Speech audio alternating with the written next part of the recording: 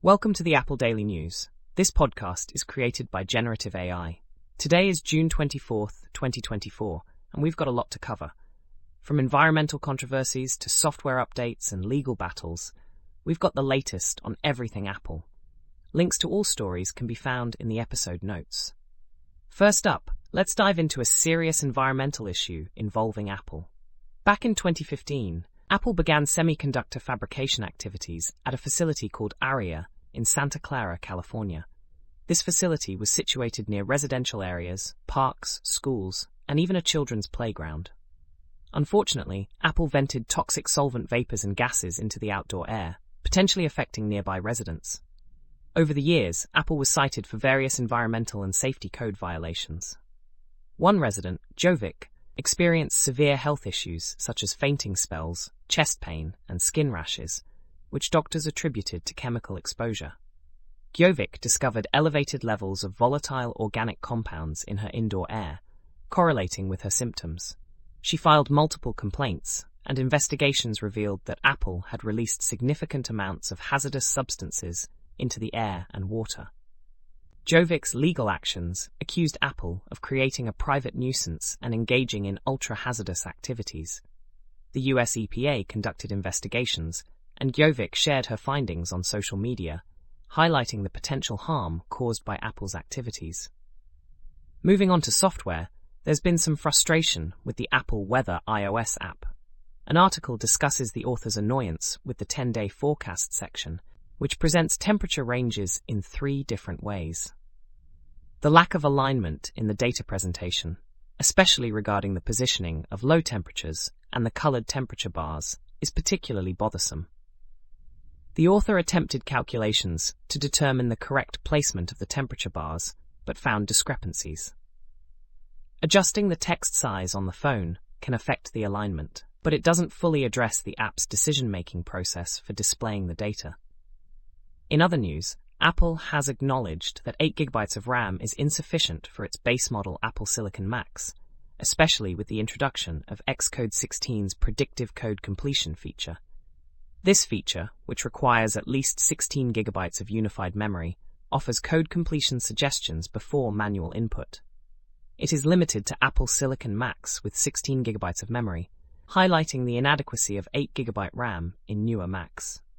This development underscores the need for Apple to consider increasing the minimum RAM to 16 GB for upcoming Mac models. Now let's talk about legal battles. Apple has become the first company to be charged with violating the EU's Digital Markets Act, DMA rules. The European Commission found that Apple's App Store steering policies go against the DMA, which aims to promote competition. Regulators are also investigating if Apple is hindering alternative iOS app stores in Europe. Apple could face a fine of up to 10% of its annual global revenue for this violation. The company had previously been fined €1.84 billion by the EU for similar anti-steering practices. The investigation focuses on Apple's support for alternative iOS app stores and the core technology fee it charges developers. Apple has made changes to comply with the DMA, but is still under scrutiny. Additionally, the European Union regulators have accused Apple of breaching the bloc's tech rules by not allowing customers of its App Store to be directed to alternatives. The EU also opened a new probe into Apple over its contractual terms with developers. Under the Digital Markets Act, tech firms are not allowed to block businesses from informing users about cheaper options or subscriptions outside of an App Store. Apple's App Store rules prevent app developers from freely steering consumers to alternative channels for offers and content. The fees Apple charges developers for acquiring new customers via the App Store were also deemed excessive by the EU. Apple stated that it believes its changes in the EU comply with the DMA and that the majority of developers would pay the same or less in fees under the new terms. Apple could face fines of up to 10% of its total worldwide annual turnover if found in breach of the DMA. Switching gears to the broader tech industry, there's been a significant wave of job cuts.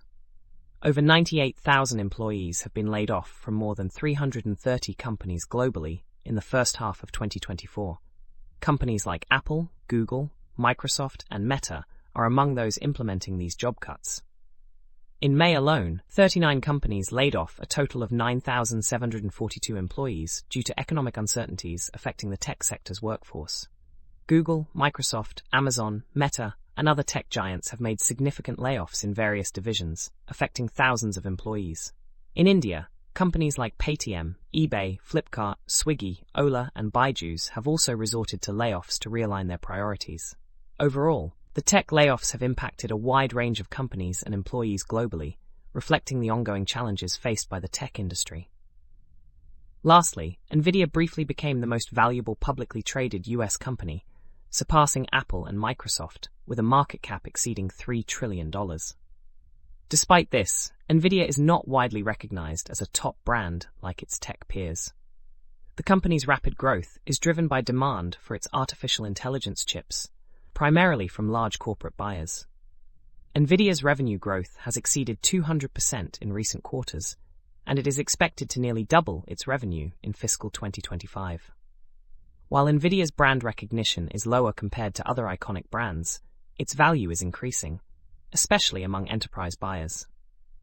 The company's focus on AI chips and GPUs has propelled its success, even though its brand awareness among consumers lags behind its financial achievements.